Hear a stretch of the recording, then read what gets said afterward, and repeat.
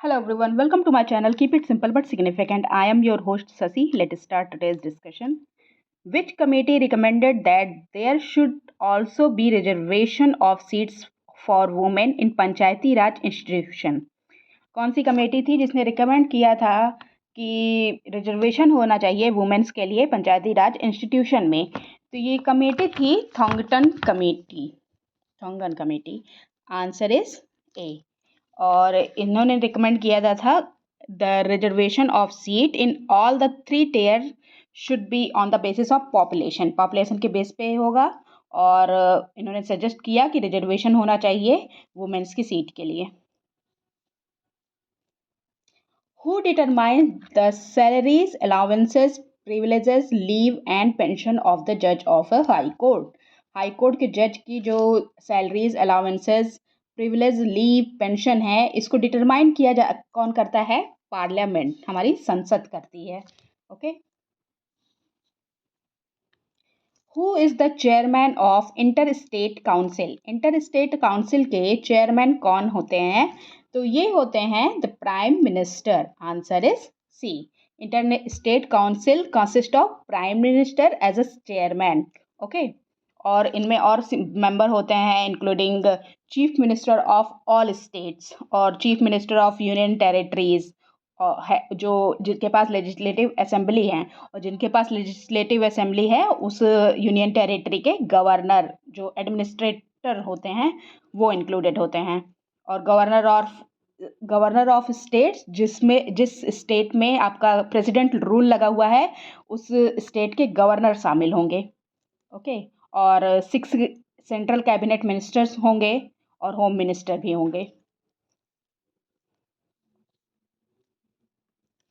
Which one of the following is a part of fundamental duties in Constitution of India? Constitution of India में कौन सा इसमें दिया हुआ है जो फंडामेंटल ड्यूटीज का पार्ट है?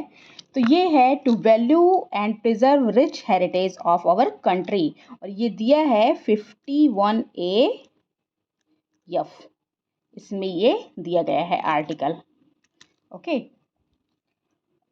इसमें बोला क्या गया है? It shall be the duty of every citizen of India to value and preserve the rich heritage of country's culture, composite culture.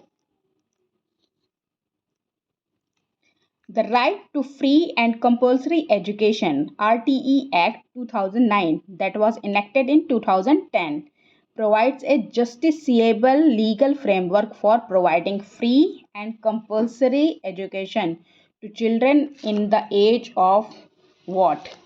तो right to free and compulsory education जो आया था एक्ट 2009 का, और 2010 में इसको जस्टिसिएबल किया गया, लीगल फ्रेमवर्क बनाया गया।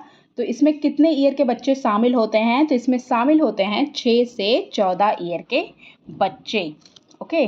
It provides for childrens right to an education and of equitable quality.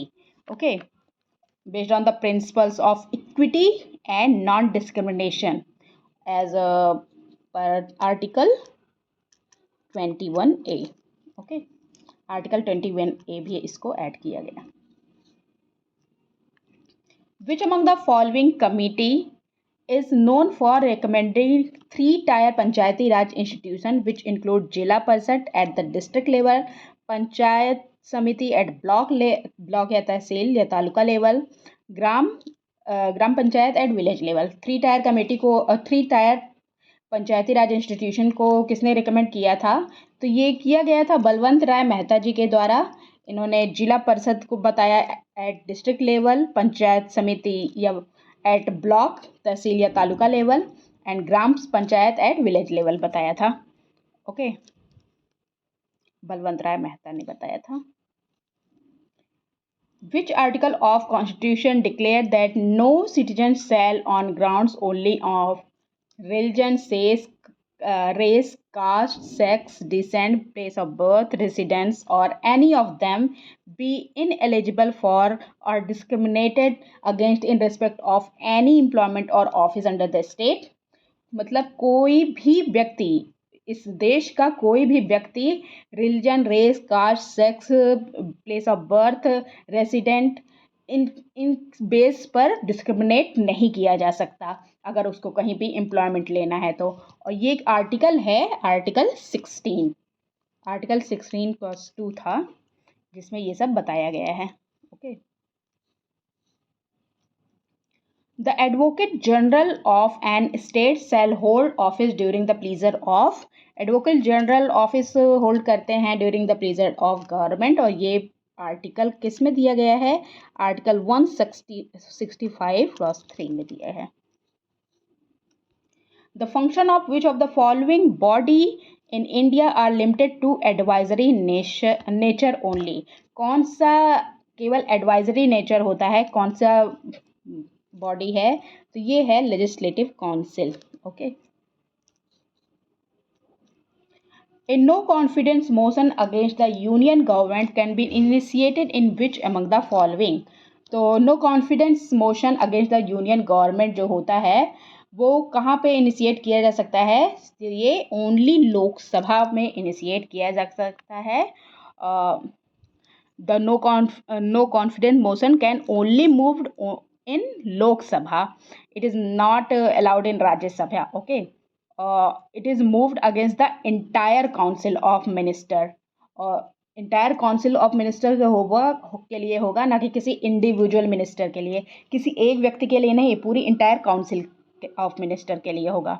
और इसको सपोर्ट करने के लिए it need support of at least 50 members का सपोर्ट होना चाहिए जब ये इंट्रोड्यूस किया जाए लोकसभा में। That's all for today. If you like my video, please do like, comment, share and subscribe. Thank you.